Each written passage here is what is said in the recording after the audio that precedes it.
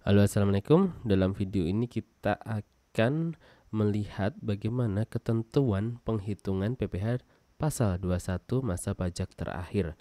Ini untuk siapa? Ini adalah untuk Anda para pemotong pajak, untuk Anda para admin pajak, untuk Anda para bagian perpajakan perusahaan yang bertugas untuk melakukan pemotongan PPh pasal 21 atas karyawan. Dan ini adalah untuk pertama kalinya ya sejak ditetapkannya PMK 168/2023 mengenai penghitungan PPh 21 yang merupakan penyesuaian yang merupakan pengaturan ulang mengenai PPh pasal 21 menggunakan tarif TER. Dan inilah cara pemotongan masa pajak terakhir.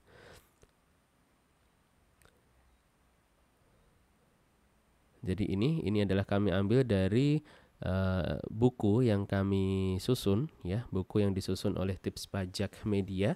Ini nanti dapat Anda dapatkan ketika sudah publish nanti. Jadi ini dalam bab 7 ini contoh perhitungan PPh pasal 21. Jadi buku ini adalah buku ini ya, panduan lengkap PPh pasal 21 untuk pemotong pajak. Ya. Di sini disampaikan bahwa bab 7 ini contoh perhitungan PPh pasal 21, PPh pasal 21 atas pegawai tetap ya. Nah, ini dibedakan dari beberapa. Yang pertama adalah penghitungan PPh pasal 21 terutang atas penghasilan yang diterima setiap masa pajak selain masa pajak terakhir. Ini skemanya menggunakan TER ya, tarif efektif rata-rata bulanan, tarif efektif bulanan.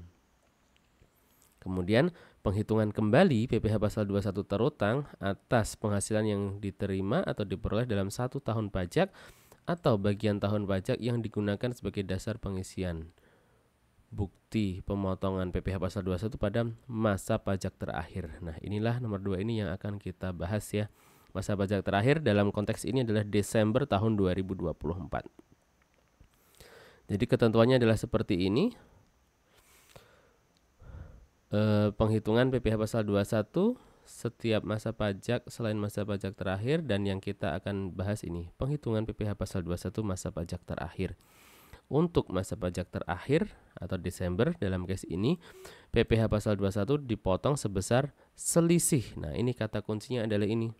Sebesar selisih PPh pasal 21 yang terutang selama 1 tahun pajak ya.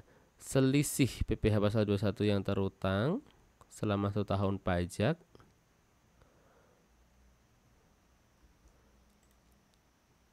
dengan PPh pasal 21 yang telah dipotong. Nah, PPh pasal 21 yang telah dipotong. Dari sini sudah kelihatan ya. Besarnya PPh pasal 21 adalah selisih PPh 21 selama tahun pajak dikurangi dengan PPh 21 yang telah dipotong pada masa pajak selain masa pajak terakhir. Inilah kuncinya.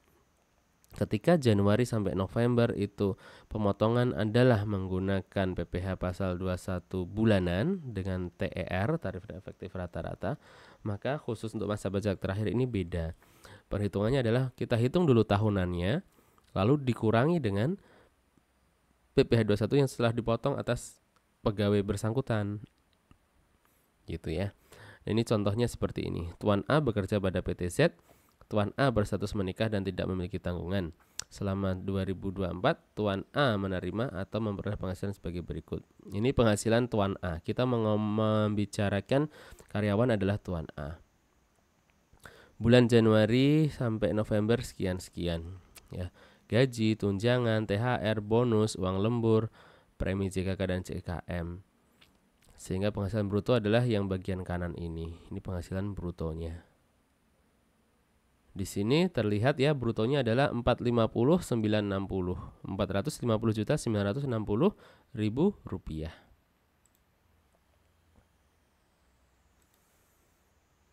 Lalu keterangan tambahan premi JKK dan premi JKM, jaminan kecelakaan kerja, jaminan kematian, per bulan yang dibayar oleh PT Z untuk Tuan A adalah masing-masing sebesar 0,5% dan 0,3% dari komponen gaji Tuan A. Iuran pensiun yang dibayarkan PTZ untuk Tuan A adalah Rp200.000 per bulan. Sedangkan iuran pensiun yang dibayar sendiri oleh Tuan A melalui PTZ adalah Rp100.000 per bulan. Selama 2024, Tuan A melakukan pembayaran zakat sebesar Rp200.000 per bulan melalui PTZ kepada Badan Amil Zakat yang disahkan pemerintah. Nah, berdasarkan status PTKPK 0, besarnya pemotongan PPh 21 atas penghasilan yang diterima atau diperoleh Tuan A dihitung berdasarkan tarif efektif bulanan kategori A. Lalu, PPh 21 terutang atas penghasilan yang diterima sebagai berikut. Nah, ini Januari dia dipotong 13%. Ini dari mana? Angka 13, 14, dan seterusnya ini adalah dari tarif efektif bulanan. Januari sekian dipotong sekian, Februari brutonya sekian dipotongnya sekian, 4,9. Begitu seterusnya sampai November dipotongnya adalah sekian. Lalu berapa yang harus dipotong Desember? Menghitungnya adalah seperti ini. Penghitungan PPh pasal 21 terutang tahun 2024. Bruto setahun adalah 450950. Ya, 450950. Kemudian dikurangi dulu dengan biaya jabatan 5%. Ya, 5%, tapi maksimal 6 juta. Ya, sekali lagi biaya jabatan itu adalah 5%, namun maksimalnya adalah 6 juta rupiah. Biaya jabatan adalah 6 juta di sini ya, dikurangi. Kemudian iuran pensiun. Tadi keterangannya apa iuran pensiun di atas? Nah, iuran pensiun yang dibayar sendiri Tuan A adalah Rp100.000 per bulan. Maka dilihat iuran pensiun adalah Rp100.000 per bulan, 1,2 juta. Kemudian untuk zakat, kenapa zakat masuk pengurang? Kita lihat. Tuan A melakukan pembayaran zakat sebesar Rp200.000 per bulan. Jadi masukkan di sini zakat Rp200.000 per bulan. Sehingga pengurang-pengurang ini adalah 6 tambah 1,2 tambah 2,4 di 9,6. Sehingga kita kurangi, penghasilan neto setahunnya adalah 441.360.000, bukan 450 lagi ya. Lalu dari 441.360.000 ini ya, dari 441.360.000 ini dikurangi dengan PTKP. PTKP-nya adalah menikah tanpa tanggungan. 54 tambah 4,5 di 58,5 juta. Sehingga penghasilan kena pajak setahun adalah Rp382.860.000. Nah, berikutnya PPh 21 setahunnya berapa? Inilah kita gunakan tarif umum. Dari 382 ini dikalikan tarif progresif ya. Yang 60 jutanya adalah 5%, ketemu sekian. 190 jutanya adalah 15%, ketemu sekian. Dan sisanya di 25%. Menghitungnya paham ya? Jadi 382 ini untuk yang 60 juta kenanya 5%, kemudian 190. Kenapa 190? Karena layer 2 ini 15% ini adalah 250 juta rupiah dikurangi dengan 60 di sini ya. Sekian. Lalu sisanya berapa? Sisanya adalah 382 dikurangi 200 dikurangi dengan 250. Ya, karena di sini 250. Ketemu sekian. Nah, sehingga PPh 21 yang telah dipotong sampai dengan Desember adalah saya ulangi. PPh 21 terutang setahun adalah Rp64.715.000. Ini adalah dari angka ini. Ya, dari angka ini. Lalu PPh 21 yang telah dipotong 50 juta dari mana? Dari ini. Nah, ini jumlahkan ini pemotongan bulanannya.